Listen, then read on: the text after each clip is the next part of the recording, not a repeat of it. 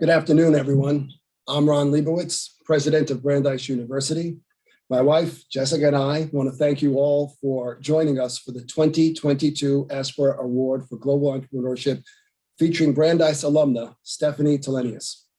The Asper Award for Global Entrepreneurship is given annually to a person that best exemplifies the values of the Brandeis International Business School's Asper Center, which include an appreciation for the entrepreneurial spirit and independent thinking. Both the center and the award were established with the support of Leonard J. Asper, who was a member of the Brandeis class of 1986 and is a current CEO and majority shareholder of Anthem Sports and Entertainment Corporation. Len, thank you for your generosity and your long-standing support for Brandeis. Your support helps make possible one of the primary objectives of the International Business School, which is to empower those who commit themselves to making the world a better place. Previous recipients of the Asper Award have included Deval Patrick, the 71st governor of the Commonwealth of Massachusetts, Roberta Lipson, class of 1976 and CEO of United Family Healthcare, John Hawthorne and Akhil Nikam, co-founders of Mass Challenge, and Brian Lash, Brandeis class of 1978, founder of Target Companies. Today, we are celebrating the recipient of the 2022 Asper Award for Global Entrepreneurship, Stephanie Tilenius, who received her BS degree in 1989 and MA in 1990. She is being given the Asper Award in recognition of her work to make quality healthcare more effective and accessible through telehealth. As the founder and CEO of Vida Health, Stephanie has applied what she learned at Brandeis to create a company that is not only successful financially, but at the same time serves and improves the lives of so many. Later in the program, Stephanie will participate in a fireside conversation with Louis Woolf, class of 1976, and CEO of Hebrew SeniorLife. I want to thank both Lou and Stephanie for joining us today. And now I'd like to introduce Dean Katie Grady. Katie is the Dean of the Brandeis International Business School and the Fred and Rita Richmond Distinguished Professor of Economics. She previously served as IBS Senior Associate Dean and PhD Program Director and is the former chair of the university's Department of Economics. Under Katie's leadership, the school achieved STEM designation for its core programs, which expanded dramatically the postgraduate opportunities for our students, developed new Masters in Business Analytics, and expanded partnerships with the academic institutions worldwide. Her research focuses on the economics of art, culture, and more generally, industrial organization. She has published papers in top international journals and is the former editor of the Journal of Culture Economics. Dean Grady came to Brandeis from Oxford University in 2007. She received her PhD in economics from Princeton, her MBA from Columbia University, and her BS and BA in mathematics and Russian from Tulane University. It's a pleasure now to introduce Dean Katie Grady. Thank you, President Leibowitz. Hello, everyone, and thank you for joining us. Today, we honor an inspiring and accomplished alumna of both Brandeis University and the International Business School. All of us at Brandeis are so happy to present Stephanie Tilenius with the 2022 Asper Award for Global Entrepreneurship. Stephanie is the founder and CEO of Vida Health. Vida is a virtual care platform and licensed medical provider with therapists, nutritionists, and coaches serving Fortune 500 companies, large insurance carriers, and health plans across the United States. Before starting Vida, Stephanie worked for the venture capital firm Kleiner Perkins Caufield and Byers. She also served as the vice president of global commerce and payments at Google, helping to build and launch new products and platforms, including Google Wallet, Google Shopping, and Google Express. Prior to joining Google, Stephanie worked at eBay and PayPal for 9 years, and in her last role was senior vice president of eBay.com and global products, where she helped lead the eBay marketplace turnaround. Stephanie also sits on the public boards of Seagate Technology and Wish. We have a great discussion planned today, as Stephanie will be joined shortly by another accomplished Brandeis alum, Louis Woolf. Toward the end of our discussion, we will have time for a brief question and answer session. So for everyone in our virtual audience, please feel free to submit a question using the Q&A function on your screen. Before we begin, I'd like to acknowledge a few members of our community. Lynn Rosansky has kindly joined us today. Lynn is the vice president of the Robb School for Continuing Studies at Brandeis University. The International Business School is very excited to be partnering with Rob on a new healthcare analytics professional certificate. This fully online graduate program is designed to provide non-clinical hospital staff with career development pathways and to help clinical and research staff who are transitioning to management roles. The program was also developed directly out of Brandeis's partnership with Boston Children's Hospital, who has been a great collaborator in both developing the program and helping us to connect with the first cohort of students. Our thanks go out to Len, to all of our colleagues at Rob, and to our partners at Boston Children's. I'd also like to acknowledge Professor Ben Gomez-Caceres. A graduate of Brandeis University and a great colleague, Ben is the Peter A. Petrie Professor of Business and Society and the Director of the International Business School's Asper Center for Global Entrepreneurship. Under Ben's leadership, the Asper Center is sponsoring the 3rd annual Business of Climate Change program, with several great virtual events planned in April. I encourage all of you to join us. Ben will share a few words with us at the end of today's event, and will also help facilitate our Q&A. Ben, thanks for all you do in support of Brandeis. Finally, it is my pleasure to introduce yet another accomplished Brandeis alum, Len Asper. Len is the President, CEO, and majority shareholder of Anthem Sports and Entertainment Corporation. Most importantly for us, he serves as Vice Chair on the Board of Advisors of Brandeis International Business School, where he founded the Asper Center for Global Entrepreneurship. Before that, Len also served for several terms on the Board of Trustees at Brandeis University. Len, you are truly a great supporter. Thank you so much for all that you do in support of Brandeis University and the International Business School. So I know all of you are eager to hear more about the mission of the Asper Center and to present the 2022 Asper Award for Global Entrepreneurship to Stephanie. Len, the floor is yours.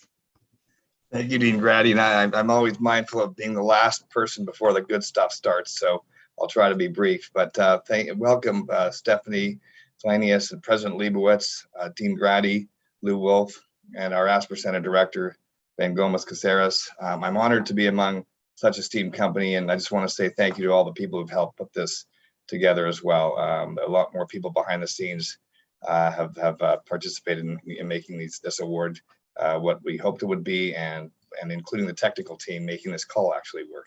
So I joined the Brandeis community in 1982 when, as a Canadian, one starts in life wanting to play in the National Hockey League. That typically doesn't work out, and one has to get serious about life. So where better to go to have a little fun and also get serious than Brandeis University? And I was encouraged to come here by my father, to whom I'm forever grateful for that. It really was the best 4 years, certainly the 4 continuous years of my life. And it's not a cliche. It really was a fantastic experience that shaped my entire life. The relationship has really continued because, it's because of shared values and support for the mission of the school. So I've been involved with the school for the 30 plus years since I've graduated, and I'm the better for it. The Entrepreneurship Center was born out of an observation, I think, shared by many, including me, that business schools needed to find ways to teach the art of business, not just the science and the math. And the leadership of IBS, though, has created a program around this concept of entrepreneurship in a way that far exceeds what I even imagined. The award in particular is bestowed annually on outstanding entrepreneurs who share our values of innovation and in conjunction with the service of global society, a theme you'll always hear at a Brandeis presentation, but that's what makes us who we are. And this year's recipient has experience and vision that is invaluable to our alumni and students, many of whom are interested in entrepreneurship, healthcare technology, and healthcare analytics. By combining advanced technology with the top-notch healthcare providers, Vida Health is breaking down the barriers that have historically kept people from getting the best healthcare, which is a very important societal and social justice thing, not just about making money. And this award was established exactly because of this confluence of doing well and doing good. It was to celebrate financial success, but to applaud those who married success in U.S. business with a global approach, but a commitment to making the world a better place and improving the human condition. As an alumna of Brandeis University and a member of the second graduating class of the Lemberg program in economics, This year's recipient, Stephanie Tilenius, class of 89 and the MA in 90, the CEO and founder of Vida Health and member of several boards in the tech industry, is an outstanding and excellent personification of the values and the vision of the Asper Center. So on behalf of the Asper Center for Global Entrepreneurship, I'd now like to award you the 2022 Asper Award for Global Entrepreneurship. And I can see this there. It says Brandeis University celebrates and honors Stephanie Tilenius, 89, MA 90, CEO and founder, Vida Health, for her leadership in promoting innovation. Congratulations, Stephanie, and thank you so much for accepting this award. And now I'll hand it over. Thank you. This is the award. Can everyone see it? It's a great statue of Louis D. Brandeis, so I just wanted to say thank you for that. It's an honor to be here today. I really appreciate you setting up this Asper Award for Entrepreneurship. I think it's a wonderful thing for the Brandeis community, and the global impact that Brandeis is having is represented by this award. So thank you very much. When I graduated, I definitely did not have a vision for where I am today. In fact, I've had a very circuitous path to entrepreneurship and to founding Vida. But deep inside, I always had the desire to have a social impact, which is probably what drew me to Brandeis in the first place. When I graduated from Brandeis, I was a presidential management intern in Washington working on US-Japan trade negotiations. And I actually intended to get a PhD and change the world through economic policy. But when I went to Washington and experienced the slow pace of change there, I was frustrated and disappointed. And so I transitioned to the tech sector, where I spent over 2 decades building products and marketplaces for commerce and payments that scaled to millions of people worldwide. And when my father became sick with multiple chronic conditions, I was frustrated by the lack of solutions available to help him. And so in founding Vida, I listened really to the deepest part of myself and my need to make a difference. And I went back to the sort of the founding principles of why I went to Brandeis in the first place. And I realized that founding Vida was like the culmination of my experiences building consumer platforms and marketplaces with both B2B and B2C experience. So Vida passed my personal test and what I call the toothbrush test that I learned from Larry Page at Google, where we're building a product that people use multiple times a day, and it's really integrated into their lives. So I transitioned from commerce and payments at companies like eBay and PayPal and Google to really building a platform and service now to improve the health of many. And so Vida is a virtual care company leveraging technology and a network of human care providers across the United States to help treat chronic physical and mental health conditions like diabetes and depression. We reverse the impact of these conditions and enable people to live their best lives. So we'll take you off your medication for diabetes and reduce your depression or anxiety by like 60 to 80%. And we really, get these notes from customers where we're transforming their lives. So it's very gratifying. And I'm truly grateful for this award and my education at Brandeis, which effectively, when I look back at Brandeis, it taught me about the ethos of building platforms to address social inequities and committing your time to having an impact on others. And at Vida, we're really using technology to create better access to care and transform the healthcare system.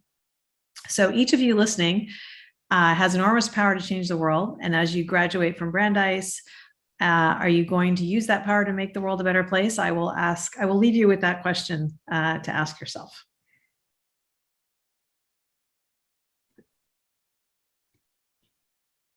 Thank you, Len, and thank you, Stephanie. Really, congratulations from all of us. You're an excellent example of global business for good. It is now my pleasure to introduce Louis Woolf. Louis Woolf is the president and CEO of Hebrew SeniorLife, an integrated system providing healthcare, housing, research, and teaching to more than 3,000 Greater Boston seniors. Lou earned a bachelor's degree in economics from Brandeis University and an MBA from Columbia Business School. Lou, thank you so much for joining us. Please take it away. Thanks, Katie. And hello again, Stephanie. Nice to see you, Lou. Good to see you again, and congratulations again for this well-deserved award. So before we get started with our chat, we're going to show everybody a short video, which I think provides a really nice overview of Vida Health and its holistic approach and the wonderful benefits that it provides to its members. Not all signs are this clear. Life's stressors don't stop when we're at work. In 2020, 1 in 3 workers lost over 2 hours of productivity per day due to stress. But there's a silver lining. Virtual health options are more popular than ever. Vida Health is the leading virtual care app that treats the entire person with a polychronic approach that treats both mental and physical conditions, and personal guidance from your own Vida coach. Vida members stay engaged because they see results. 33% stress reduction over 6 months, 7% weight loss over 1 year, 1.A1C over 4 months. With Vida, members feel empowered to make a change with a program they're excited to choose, using personalized programs and daily activities to stay motivated every day. Follow the signs. Treat body and mind together. Vida Health. So looking at the video, it's terrific to see your focus on both the physical and the mental health issues. And I agree so much with the fact that they're so interrelated and how much it empowers its members to use it.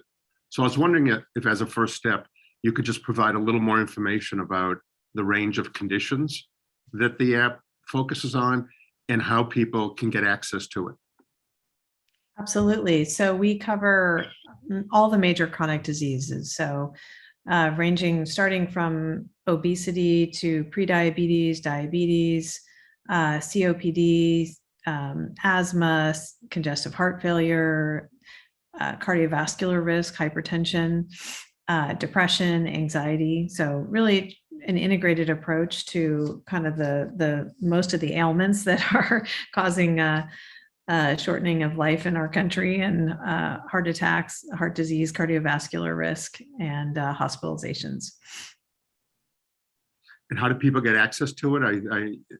So people, today you can download it. You can download the app in the App Store, both in Google and Apple. However, we predominantly succeed through selling to employers and insurance companies. So some of our largest customers are like Boeing, Cisco, Visa, Prudential. So they distribute it to their employees. And then we have large insurance companies where we go in network as a medical provider.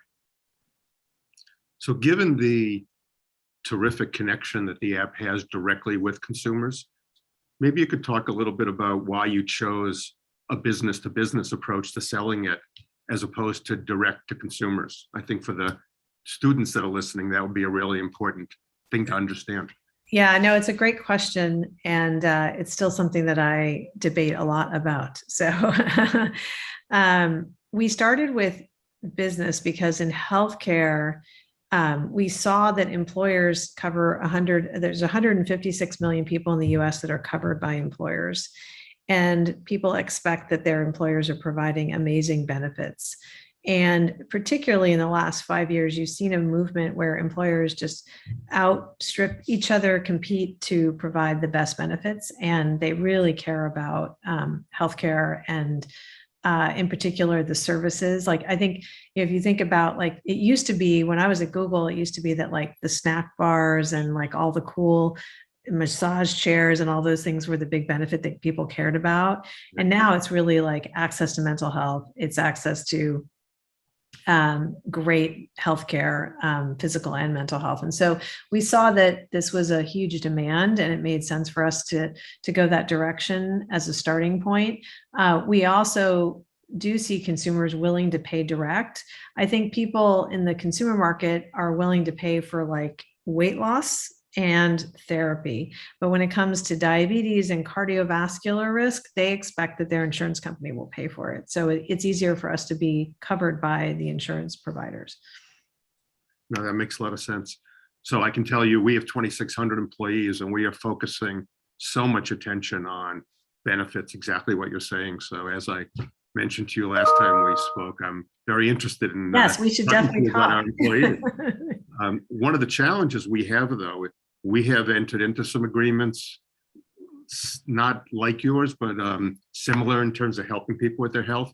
And we get very little evidence that it's making a difference. And it causes us some serious questions about whether that's the best way to be spending our benefit dollars. I remember in our last conversation, you talked about the fact that you are starting to go at risk with some of these customers, which from the perspective of an employer has really appealing and would really help the sales approach, but clearly adds a lot of risk to you. So how do you feel confident going at risk? And what does that mean exactly in this context? So we announced last fall that we would go at risk for our clinical outcomes. And the reason we're comfortable doing it is we now have, enough data, we've proven it, that it works, and we've done it at scale. So we see, within 4 months or so, we'll reduce A1C by at least a point or more. So we're impacting diabetes, we're seeing weight loss. We'll see a 60 to 80% reduction in depression and anxiety. And we measure these through clinical outcomes. So we distribute devices to people's homes. So whether it's a connected glucometer or a continuous glucose monitor, we're getting the data. We can get an A1C blood test from Quest or LabCorp or from your doctor. We distribute a digital scale, hypertension, blood pressure cuffs, and so we're getting the data, and we administer PHQ and GAD scores in the app for depression and anxiety, respectively. So we're measuring all this. We've done difference on difference statistically significant analyses with large payers. And so that's where we feel comfortable. And I think that's one of our distinguishing characteristics as a company, is that we are truly, our North Star is medical cost savings and true outcomes.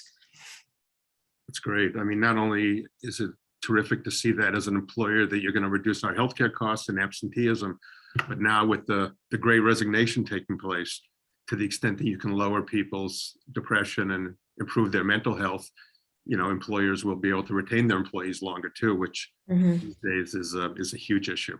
So that's great. So given the holistic approach that you take, one of the things that strikes me as very important is that people's primary care physician be connected to this. So how are people's primary care physicians connected?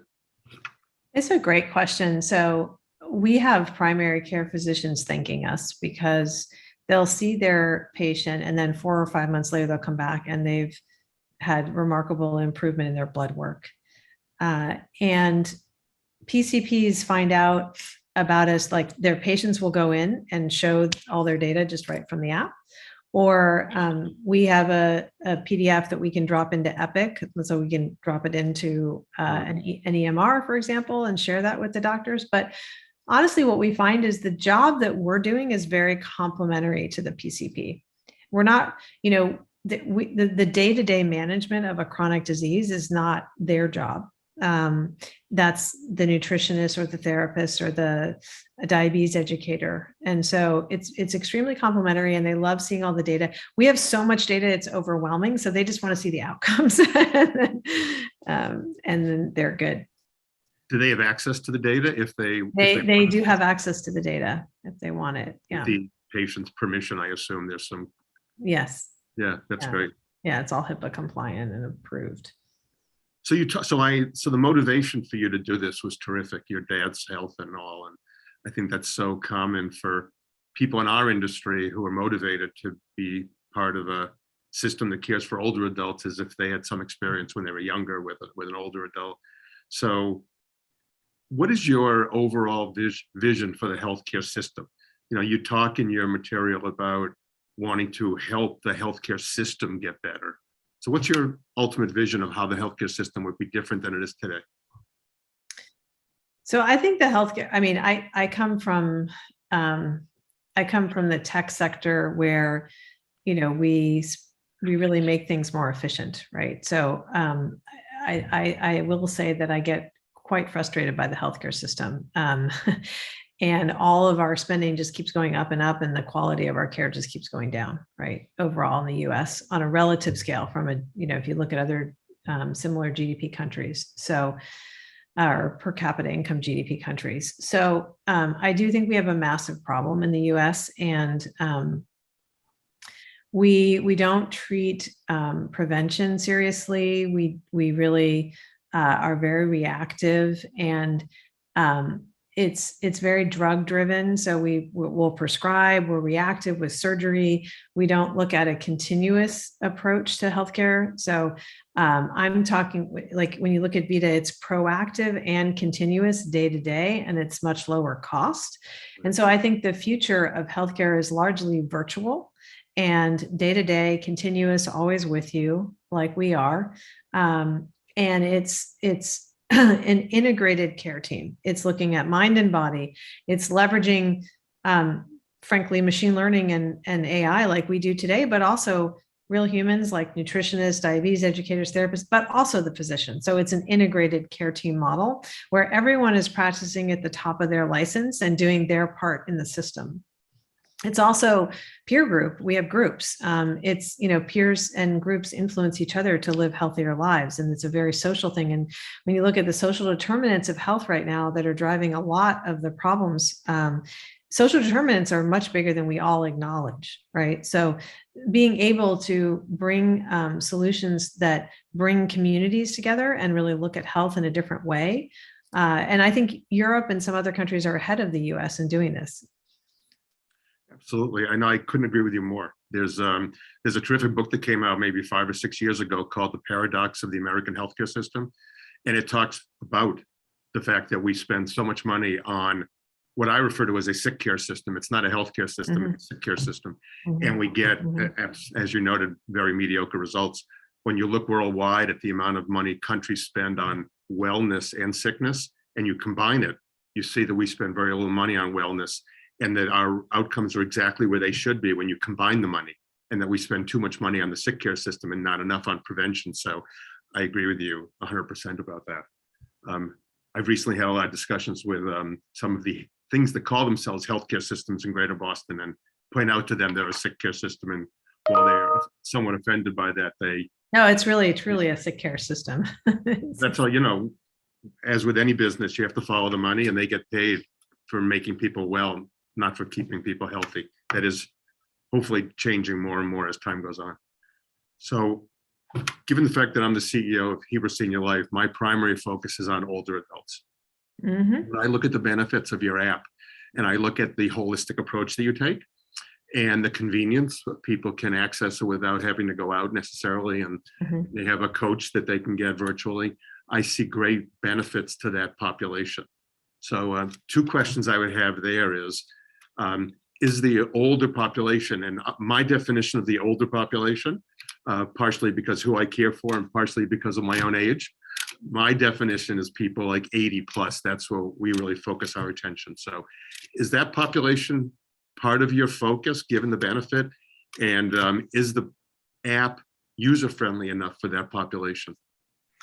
It's a great question, because we ask ourselves, like, how do we impact older folks, because the majority of them do have chronic conditions, they do have social determinants, they're very lonely, they're at home, often by themselves. So we rolled out with Humana, which has a large Medicare population, and we've been surprised by the engagement of the older folks and the tech savviness, quite frankly. I think one of the things that they love about our app is that we have chat, right? And it's asynchronous. And so we also have synchronous care, but they love the connection to somebody, and they love the connection into a group. So we've been surprised by the utilization of our app for older people, and we do make sure that it's really easy to use.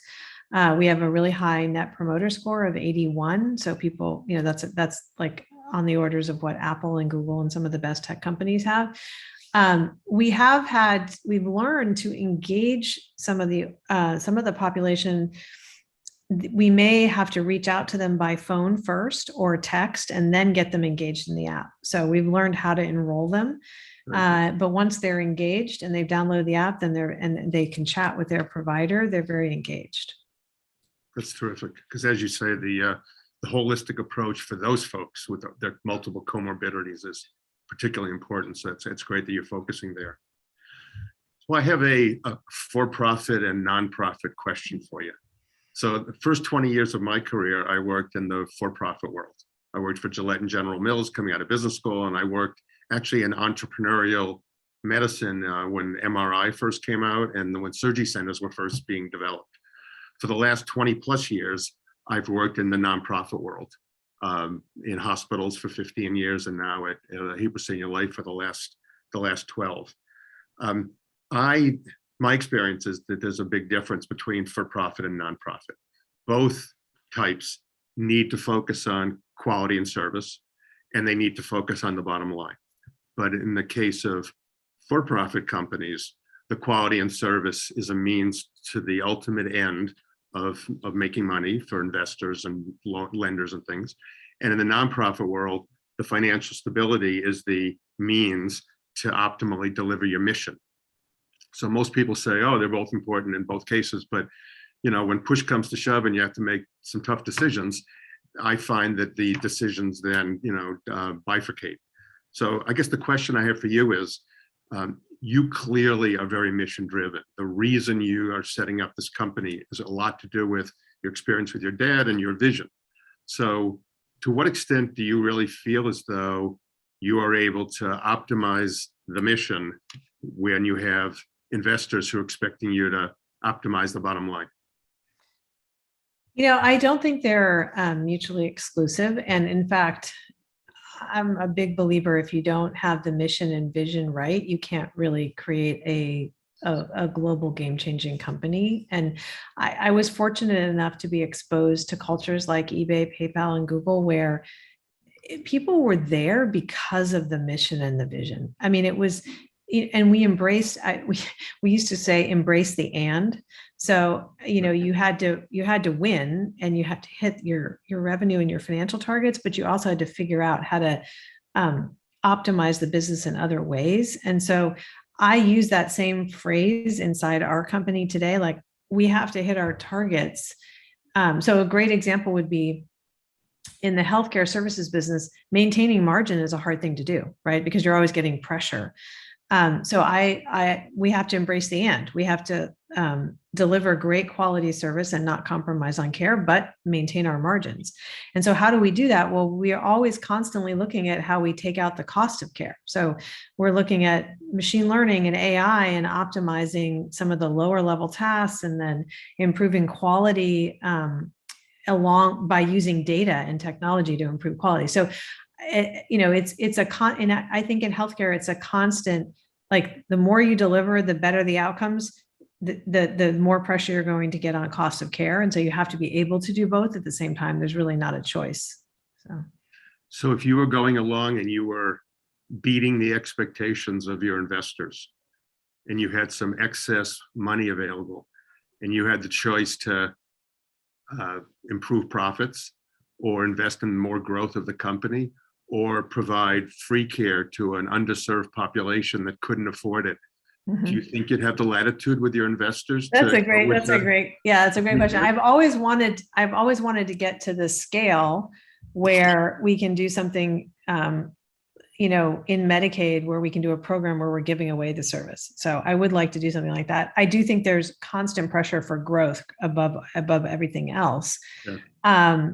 But just honestly, just being able to provide access to our service into the Medicaid population is game changing, like, because they just don't have access. Like when we launched our Spanish product, which is full Spanish. So we have Spanish providers, Spanish apps, Spanish marketing, Spanish customer service, like everything. In Texas, Florida, and some of these locations, we were blown away by the demand. People were thrilled because that population has not had access. So just providing great access alone is having a major impact. Yeah. That example that I gave you, to me is kind of a big difference because the idea of giving free care is our goal. And that's like, if you're in a position where you have excess and you can give free care, that's like nirvana. That's we've really achieved our mission. We can get there. So I hope you have the latitude to be able to do all of the above, because I know you'd love to be able to do that. So the next question I have for you is around corporate culture. Mm-hmm. So, we've talked a lot about the platform. So this is more of a management question for you. My experience is that most companies are very good at establishing goals as far as what they're trying to accomplish, and then establishing different initiatives to achieve those goals. But they don't spend as much time on the culture of the organization, the organizational beliefs, the values, having employees really understand what behaviors are expected and what are rewarded and what are discouraged. And so as an organization that is dealing with a lot of diverse type employees and mostly virtual, I would imagine, how do you develop a corporate culture in that more challenging environment? Culture is paramount to performance, and I think people underestimate its importance. And I've been fortunate to work for some amazing cultures. And even in founding Vida, I think I underestimated how much work it was to create those great cultures. So I've learned how much you have to invest in it.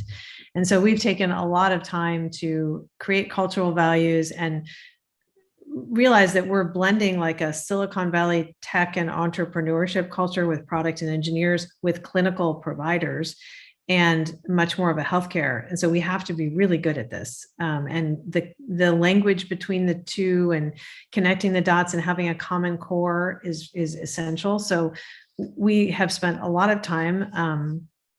And so we do have organization and key objectives, OKRs, and we do have KPIs, and we have all that, but we also really do spend time on culture. We have acknowledged those values. We connect them to the mission and vision of the company and to the outcomes. We acknowledge in every all hands that we have an employee or employees that are living the values and why and how they're living the values. So we're very clear on this is how you live the values. And we've fired people that don't meet those values. And so we're very clear about that. That's great. I've been part of 2 corporate mergers of healthcare organizations that had very different cultures, and the need to work on culture and focus on culture is much more pronounced when you have a lot of employees who are viewing the world differently.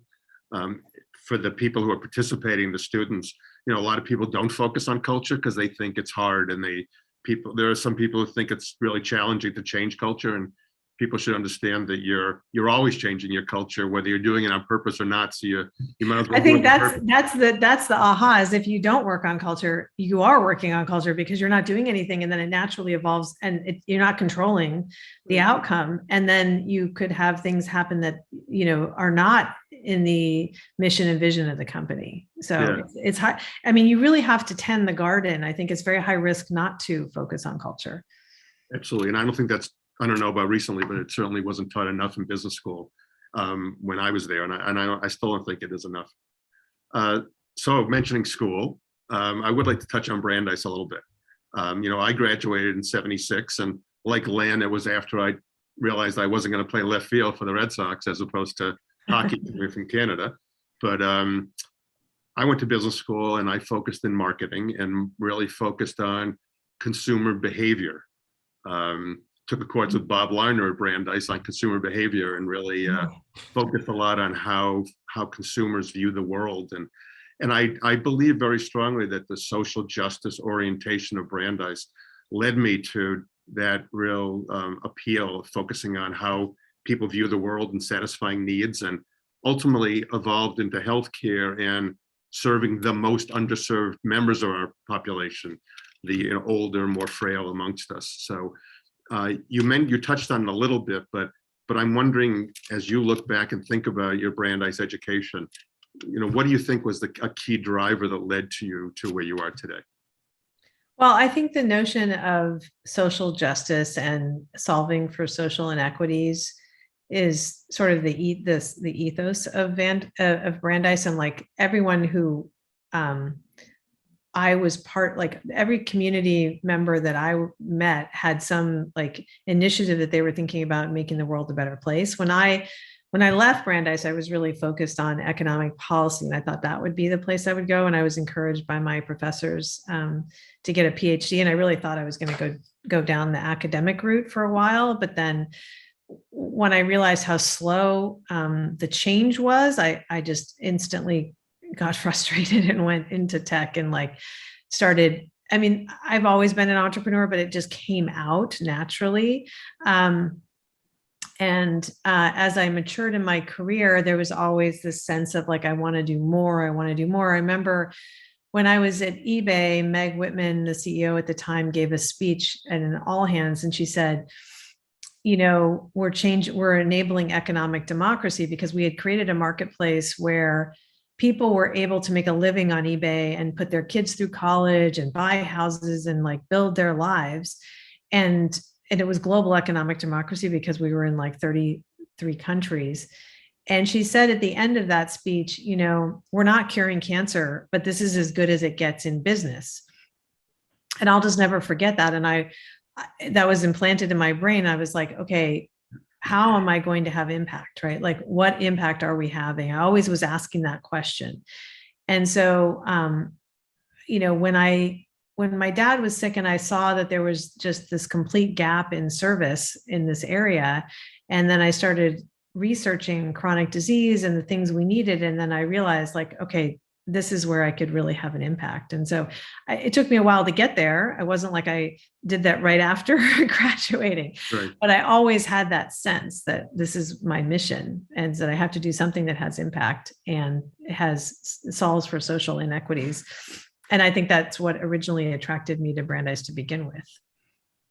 Well, the fact that you have developed a product that so well integrates mental health and physical health, to me, is so critically important today more so than it was 2 years ago, 3 years ago. Mm-hmm. There's so much more stress out there, and there's so much more kind of mental health issues. And it does, you're absolutely right, it does have a huge impact on your physical health as well. So I think the pandemic has its silver linings as far as opportunities and new problems to solve. So I think the timing now of you really making a big focus on the mental health side of it is bringing even more value to the world than it would have a few years ago. Yeah, it is. I mean, we started well before the pandemic, but it is stark how, so only 25% of people in the US who need mental health are getting it. So it is pretty bad. Yeah, no, absolutely. Hello, Ben. Hello. I just can't keep away from an interesting conversation amongst Brandeis alums. Thank you. I'm Ben Gomez-Cáceres. I'm alum with Lou, same year. And Stephanie, it's so great to have you back at Brandeis. So I jumped in at the Brandeis question because it's something that has been on my mind, and actually I have a few comments on that later on, but we're also getting questions about that from our students. So let me just throw some of those at you and get a feel for what you think. So the question you were just talking about, Stephanie, about starting in a certain career track in a way, and then going to tech. Can you say more about that pivot? That's how the student called it. You know, what does it take? Because you were probably successful on your career track and you had a future there, and then to leave that, how do you leverage it into the new world, or do you? Or how do you start learning at that point from the various things you did? Because you had done a career in tech that probably you learned along the way a lot of things. So could you give that trajectory? Yeah, you know, I mean, I've always, especially when you graduate from college, like the world is your oyster, right? I don't think anyone should hold back. When you graduate from Brandeis, you should go try different things. And so I went to Washington and I was working on Japan-US trade negotiations, and I had a fellowship. I mean, I had a presidential management intern fellowship, which was very prestigious. But in the middle of it, I realized that we were not really getting outcomes, and it was painfully political. And so I felt stymied, and so I couldn't affect change. And I said, okay, this is not working. And so I just said, I started looking at all the different companies that I could go to. And so I just pivoted to tech. I mean, I didn't have a clear path or, you know, I just had a degree and guts basically. So, and then I worked very hard. I mean, I was very successful in these companies, and I worked hard and built skills along the way.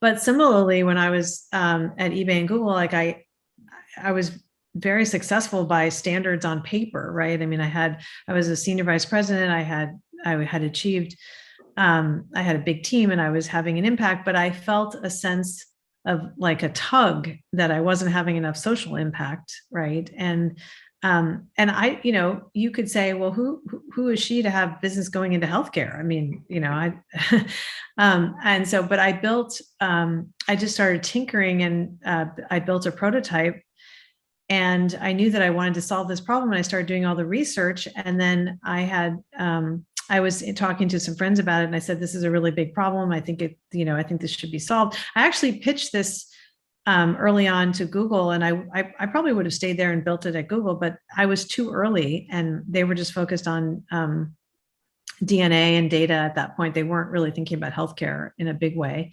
This is well before Google, like Verily and everything.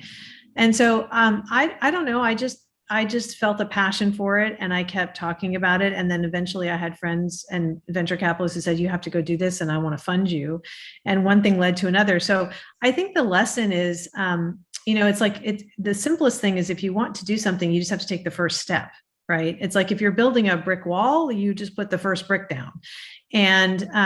And there's a saying that when you make a decision, the universe conspires to support you.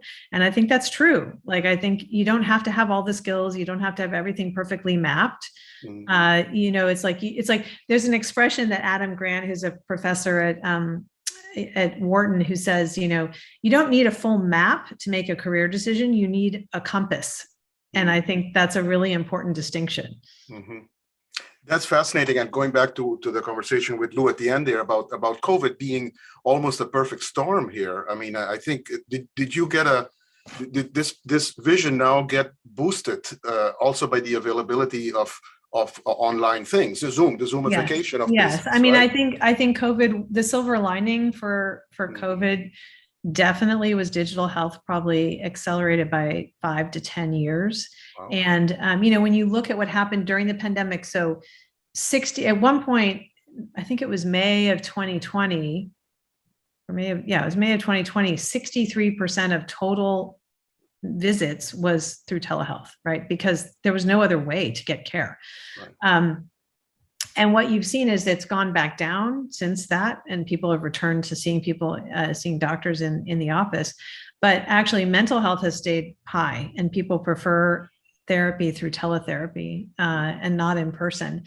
And this whole industry has been radically transformed, and there's no going back. We're very clear that telehealth is a good thing, and it's going to be part of the future.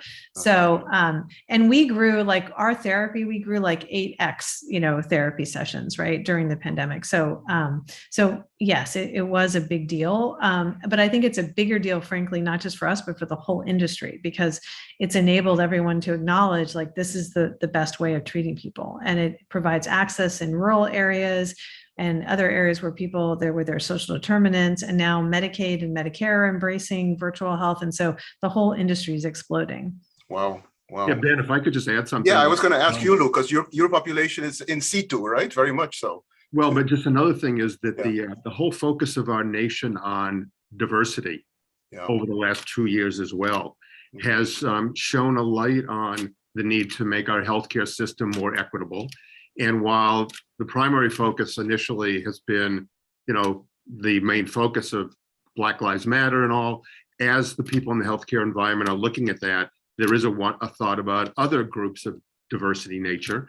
And it's really caused a lot of focus on mental health and mainlining it, because there's always been a stigma for people with mental health, and a big push in Massachusetts anyway, in the healthcare system, to mainline, to make it more integrated. So I think that's another real boost for Vida. People are thinking about it in a much more holistic way, even though the systems aren't in place yet. People are thinking that way. So it'll really, it'll excite people. Yeah, that's very interesting.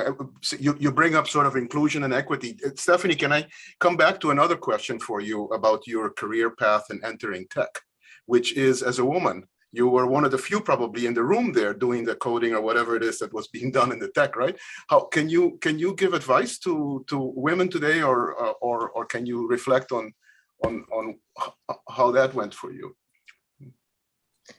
It is true. I was one of the few women. It's better now, so that's great. And there's more and more women, and there's more and more women founders. It's definitely harder to raise capital as a woman. There's just fewer people, but it's possible. And I think you just have to not think about your gender so much and just do it.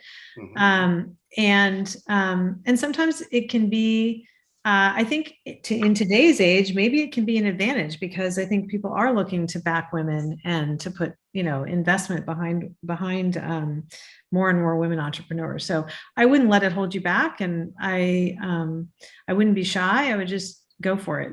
Yeah, cool. Very good. Thank you. And in fact, a question from a student about the biggest challenges you faced. I don't know what part of it you want to take. Building the idea, figuring out the target customer, how to monetize, MVP, pitching to venture. So the whole list of entrepreneurship topics that we cover in the course, of course. Where is the essence for you in getting something started and then, getting it on the way you have? Well, there are a lot of questions in that. In terms of answering the sort of tactical pieces of getting venture capital, I do think in today's world, you need an MVP. So you need to have built something and tested it with customers and have a sense for some level of product market fit, even early on. And the great thing is there's so many software as a service tools that it makes it a lot cheaper to do that today. I think in terms of the biggest challenges I have faced, they're way bigger than that, actually. I think in many ways, the single biggest thing I've learned is not to give up. And I know that sounds really simple, but there were so many existential crises that I have faced where I could have just said, I'm done. I know them all. I have PTSD from each one of them. So you just have to be really resilient. And as much as I've seen this with all my entrepreneur and CEO friends, like as much as it looks like amazing growth on the outside and success and all that stuff, there's always like every problem is your problem. Every people problem is your problem. Like you just have to get tough. And you just have to problem solve. And you've got to lead well and learn every day and get 1% better every day. So a lot of it is mental, and much more mental than I think people talk about in terms of how you really deal with all the challenges. That's fascinating. I think Ketanji Jackson Brown was asked the question, what would you tell a freshman in college? And she said, persevere. Yeah, persevere. Yeah, I agree. Yeah. That's awesome. Let me see. We have some fantastic questions. Probably won't get to all of them, but some of them had to do with how do you maintain engagement? This is going back to the product itself, I suppose. How do you maintain engagement? Because obviously in a lot of online things, we find that there is a drop-off, including online education, for example. So engaging and how you measure that is an important thing. How do you do that? Well, the great news is it's a digital app experience. And so we know exactly what you're doing. So we have people using the app literally multiple times a day. And we're able to see if they're engaged or they're we know exactly if they're connecting their devices or reading a lesson or doing a meditation or talking to their coach or doing a video session. We know exactly. And so we can reach out to them and talk to them. Our providers can do that. So we're really strict about measuring engagement. We literally look at everything they're doing every day and try to get better at it. Very, very metrics driven. And I think that's the advantage of digital tech is exactly what's going on. Yeah. And we have tons of students who are interested in data analytics and artificial intelligence and machine learning and all kinds of stuff that I'm not even sure what they mean, but do you use those things in your business? We do. Can you tell us about this frontier of AI and how it's affecting you? Yeah, we use machine learning throughout our entire product. So we have models throughout the experience. When you come in and we match you we give you a choice of 5 providers. And we're using over 100 different variables to figure out to map those to you. And then within the day-to-day experience, we're constantly looking at machine learning to personalize the experience. We literally have machine models running so that we know exactly on the hour what we should be serving you that's personalized to you. We have machine learning models for our providers to look at predictive outcomes. I mean, it's throughout the product, really. It's really, it's critical throughout. Wow, it's critical and scary, but thank you for pushing the technological frontiers. This has been such a great discussion. I want to thank both of you. Stephanie, first of all, congratulations. And we are honored to have you amongst our honorees. So thank you for accepting and for being here. Lou, thank you for a masterful conversation. I know I would love to continue this with you and with the three of you, and we learned a lot, I think, from the conversation. And I just wanted to make a few comments about this whole event and actually the fact that we're here as alums. And Len, if you're still in the studio, if we could bring you back on, that would be wonderful. I see he's there. Maybe I'm here. Okay, maybe they'll click you back on. I want to make a TV show out of this. I want to do a series. There you go. You're on. We got a cut on it though, right? But that's good. So Len, it is, here we are, 4 alums. I can imagine us sitting in the dorm. I was in the castle. I lived in the castle in the north. Lou, I think you're probably in Marcel from what I was in Marcel and East and Rosenthal and the Mont. Yeah, I was in the castle too. In the castle, second floor castle. I'm north. And you too. Well, that's great. So I think we all have that spirit, and in some sense, Brandeisians can always talk to each other. So let me give you, as Brandeisians here, let me give you a little bit of research I did. Because as I work with the Asper Center, I came to realize that entrepreneurship is at the heart of Brandeis. And I didn't realize that before. And I went digging a little bit. And if you think of the university starting in 1948, of course, it was a startup with no resources, with a huge vision and no resources, right? And afterwards, it grew, like a hockey stick kind of thing, right? Like any startup. And it was a very risky startup. And so I started thinking, who was backing it, right? And Abraham Sacker did the research, obviously, on the beginning of the university and the birth pangs of the university. It sounded just like a startup, the way they kind of, tossed around an idea and then finally found people to support it. And listen to who the founders were, the early investors. So these were all the early investors. There's a small group of them that are considered the founders, right? Or the investors and their families. And they were all, to a person, entrepreneurs, each one of them. So one of them had a business manufacturing shoes in Worcester. Lou, is that where you're from? Or yes, anyway, you know the shoe business down in Worcester. Several manufactured clothing of wool or of rubberized material for raincoats and jackets for the US Army and others. One made corrugated boxes in Fall River, very big operation there. Another processed seafood. These are individual founders. The lawyer of the group ended up running the railway between New York and Boston. That was his business that he took on. And one family established a grocery store business that later became Stop and Shop. Right. So here we're talking about something that is, I think, quite interesting. These men and women and their parents and their families were first and second generation immigrants from Europe to Boston. And they were, again, almost to the last one, not college educated. 1 or 2 were college educated. Right. The others were all basically learning, from life. And they had this tremendous vision and drive. And so it's like immigrant entrepreneurs in America. I mean, it's a movie, right, Len? That could be your, and if Brandeis was founded like that, it must be inside our DNA still. And so I think what we're doing here, Len, with the support that you're giving is really in that way, in the best tradition of Brandeis. And we like to think that there are more entrepreneurs out there with a Brandeis label on them than we know. And I know they may be in the audience or others, but we would like to hear from them. So if you're an entrepreneur or you have your own business or somehow you feel entrepreneurial, even inside a business, like Stephanie has described inside large companies, we'd like to hear back from you. So I think I want to thank you for bringing this to life, Len for supporting it, Stephanie for allowing us to use your example here in a way as the best of Brandeis, Lou from your entrepreneurship inside large organizations too. Congratulations on that. And so I will just thank the president and Dean Grady and especially the staff. Kim Arazian in particular, and others in the staff, this tremendous team that helped put this together. And we're at 3 o'clock and our classes begin on time and end on time. So thank you very much for all your attention and good luck to all of you. Thank you, Ben. Thank you all.